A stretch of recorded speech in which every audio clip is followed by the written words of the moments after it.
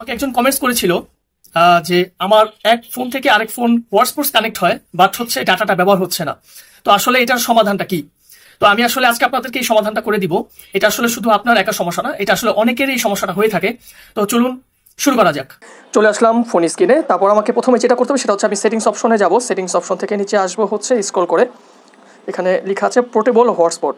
তো আমাকে portable হটস্পটসে click করতে হবে। ক্লিক করার পরে দেন হচ্ছে আমার পোর্টেবল হটস্পটসটা এটা অন করা আছে। যাদের অন করা থাকবে না, এটা জাস্ট একটু অন করে নেবেন। অন করার পরে তার নিচে তার দ্বিতীয় নাম্বার অপশনটাই দেখতে পারবেন, আপনাদের এখানে লেখা থাকবে সেট আপ ওয়াইফাই হটস্পট। তো আমি এটাতে ক্লিক করবো। দেন হচ্ছে আমি নিচে আসবো, দেখেন এখানে লেখা আছে আমার ওয়াইফাই, আমার নেটওয়ার্ক নেম এবং হচ্ছে আমার পাসওয়ার্ডটা এখানে দেখাচ্ছে। ঠিক আছে, তো আমার এখানে যেটা করতে হবে, আমি একদম সবার নিচে চলে আসতে হবে। এখানে লেখা আছে সিলেক্ট এপি ব্যান্ড।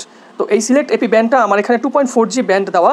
ঠিক আছে, এখানে কিন্তু আপনার 2.4G যেটা সেটা কিন্তু অনেকের থাকে না। যেটা থাকে সেটা হচ্ছে যে 5G সিলেক্ট করা থাকে।